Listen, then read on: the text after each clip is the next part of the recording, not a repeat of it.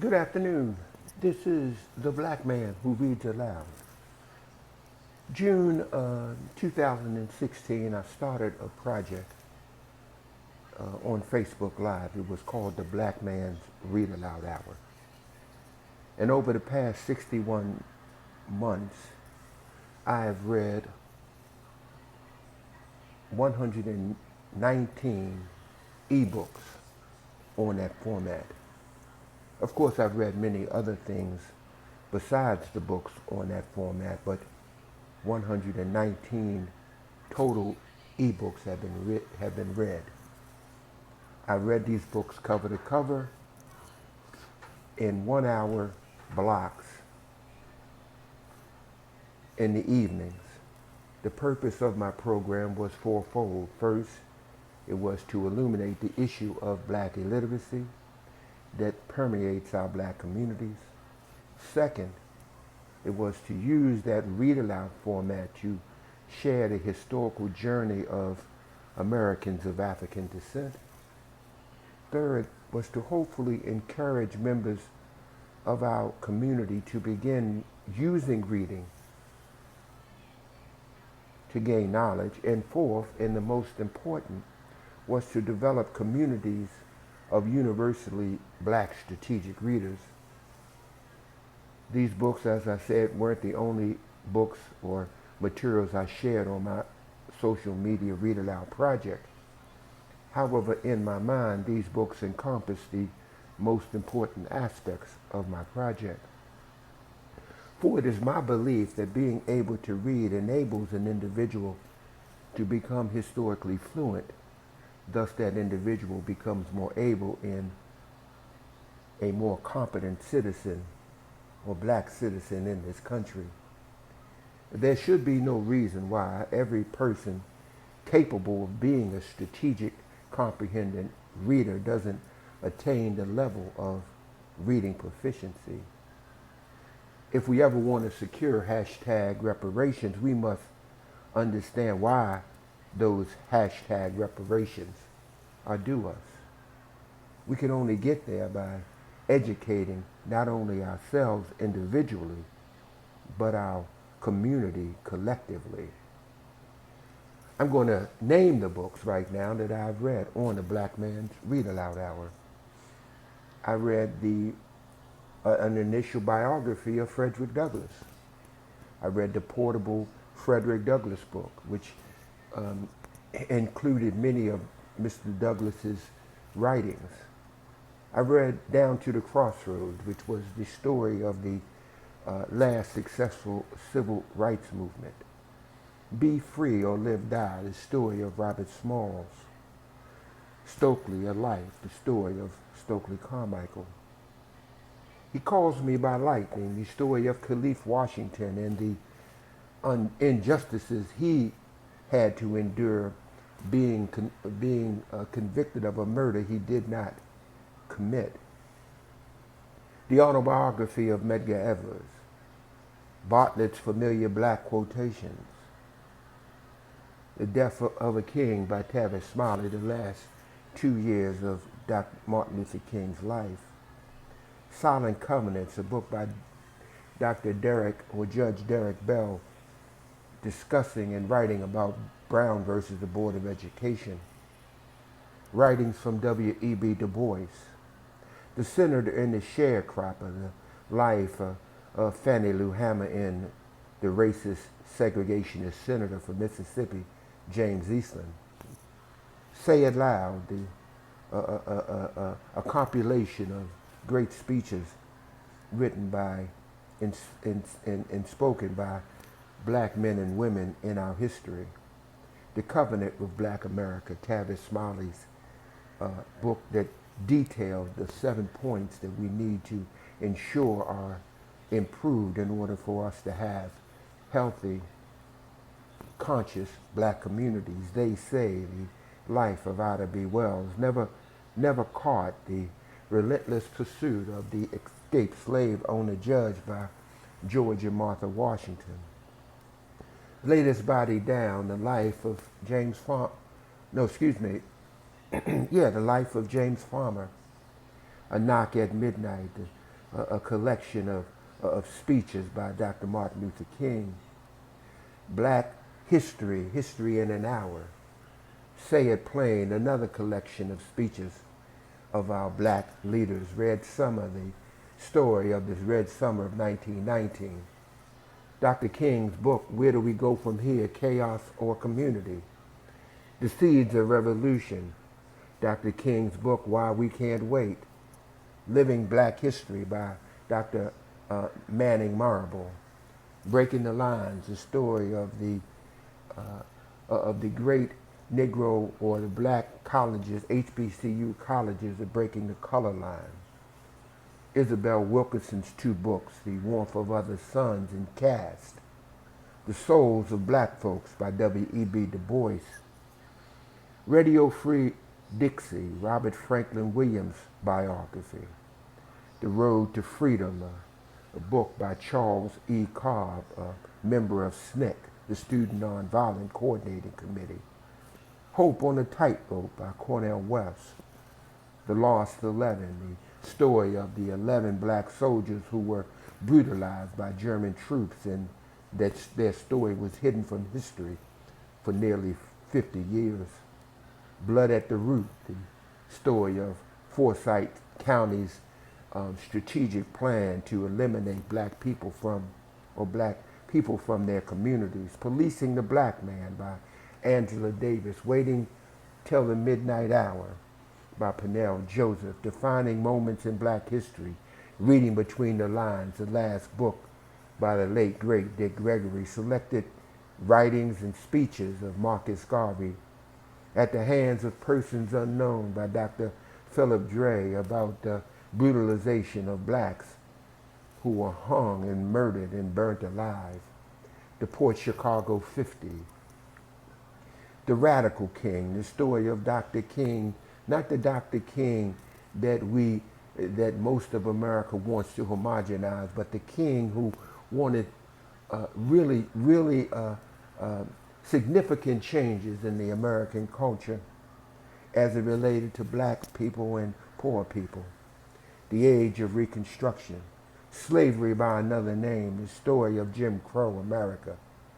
An Act of State, the execution of Dr. Martin Luther King by government forces. Barracoon, the book by Zoe Neale Hurston of the last slave who arrived from Africa, last living slave. Black Fortunes, the story of the first black millionaires. Black Titan, the story of A.G. Gaston. The Blood of Emmett Till. Cain, Capital Men, story of the men, the black men elected during black Reconstruction in the hour of peril, in the shadow of history. Now or Never, No Justice.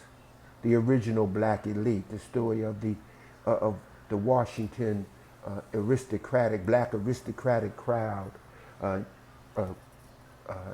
during the late 19th and early 20th centuries. Redemption, the last 30 hours of the life of Dr. Martin Luther King. Reclaiming the Black Past, the Cimmerian, Dr. King's life when he was in seminary school. Smoketown, the Renaissance period in Pittsburgh. A Spy in Canaan, the story of the photographer who was a spy for the federal government during the civil rights era. A Stamp from the Beginning. True Vine, Writing to Save a Life, the life of Lewis Till, the father of Emmett Till. The Road to Dawn. The New Negro, The Devil in the Grove. The Showdown. How to Be an Anti-Racist. The Debt. The Defender. The Hanging Bridge, Laid His Body Down. The original Paul Robeson's biography. The War Before the War. Riot and Remembrance. James and Jimmy Lee. Two, James Reeb and Jimmy Lee Jackson, who were killed prior to the Selma March. Frederick Douglass, the Prophet of Freedom. Black Radical, William Monroe Trotter. On a Lapse of Gods, Ida Bell, Ida Wells in her words, Ida Wells, the Red Book, The Color of Law, From Here to Equality, The Day Freedom Died, The Colfax Massacre, Ida Wells on lynching, Ida Wells, the Arkansas race ride, Ida Wells, the East St. Louis ride, The Dead Are Rising, The Life of Malcolm X, Blacks Against the Empire, The History and Majesty of the Black Panther Party, 400 Souls, Bound for Canaan, The Story of the Underground Railroad, Defying Dixie, The Radical Roots of the Civil Rights Movement, Unexampled Courage, The Blinding of Sergeant Isaac Woodard, Black Wall Street, On Juneteenth, Denmark Vesey, How the Word is Passed, a wonderful book written by Mr. Smith, looking at 9 sites and how the oppression and slavery of Black Americans is passed from generation to generation through symbols and locations. The Black Panthers, the rank and file members, Wilmington's Live, 1898 race ride in Wilmington, North Carolina, fugitive pedagogy, Carter G. Woodson in the art of teaching Black history, Worse Than Slavery, the history of the Mississippi prison, Parchment Farm, The Case for Black Reparations, this nonviolent stuff will get you killed, The Assassination of Fred Hampton, Sundown Towns, The Half That Has Never Been Told, The Sword and the Shield, Martin Luther King and Malcolm X, 1919, a collection of poetry written about the riot in Chicago, the race riot in Chicago during Red Summer 1919. Zora Neale Hurston's Hitting a Straight Lick with a Crooked Stick. She Came to Slay, the story of Harriet Tubman. The Race Against Time, the story of the race to convict those whites who were charged with the brutalization of blacks during the Civil War period. Another book, The Light of Truth, on Ida Wells, and currently I'm reading Reconstruction, Voices from America's First Struggle for Racial Equality. The illumination of the issue of adult and youth literacy in all of our Black communities is a difficult problem to accept in first and to conquer second, but conquer this issue of illiteracy we must. It is time for all Black hands on deck. Yet in order to recognize the problem, we must admit there is a problem. We cannot ignore this problem.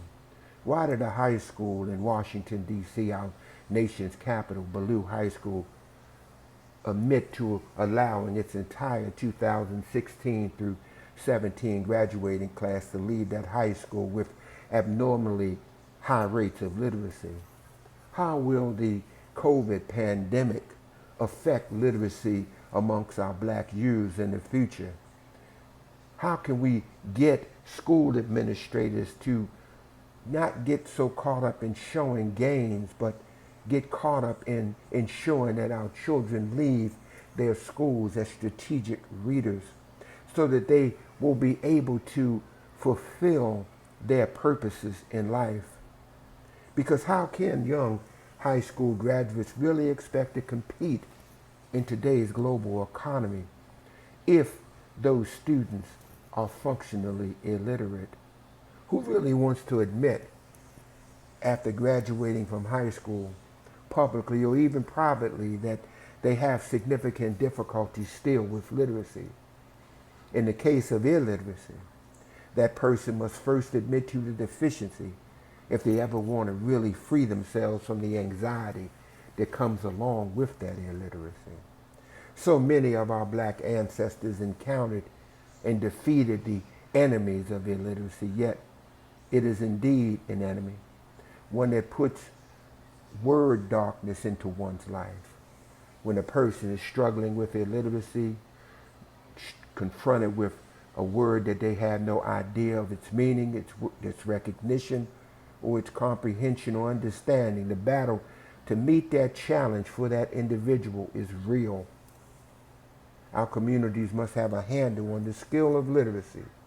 Now more than ever, you cannot and will not be able to compete in a global world effectively without being able to read. All around you, the demand for being able to read is ever present. Technology has taken over many aspects of day-to-day living. However, the presumption of being able to read is still an essential element in one's ability to exist in this ever-changing world. No need to guess on what you think it says if you know exactly what it says and you can immediately comprehend it. So today, on this Sunday, July the 18th, I'm doing my 61-month update on the progress of the Blackman Read Aloud Hour. Imagine the amount of nonfiction literature that has been exposed by this one black man sitting in front of his computer in his iPhone and reading our history aloud. The knowledge of the black man's contribution to the magnificent history of these United States, which continue to be ununited. Now multiply that by 10 men, 100 men, 1,000 men, 10,000 men committed to eliminating illiteracy by the simple act of reading aloud. I have aligned black history with black literacy in a strategy to expand the knowledge of one and minimize the other. So continue to join me from Sunday to Friday between the hours of 5 and 7 p.m. Normally I start at 6 p.m. and end at 7 for the social media Facebook Live sessions of the Blackman Read Aloud Hour, because this one black man refuses to believe that all black people who are capable of being able to read shouldn't be able to read. So I will continue to read aloud daily. I know that my program merits some financial support from business and personal sectors of our black community, so please assist me in expanding its reach. Send $1 or whatever you have, $5 or $10 or $25 to my Cash App.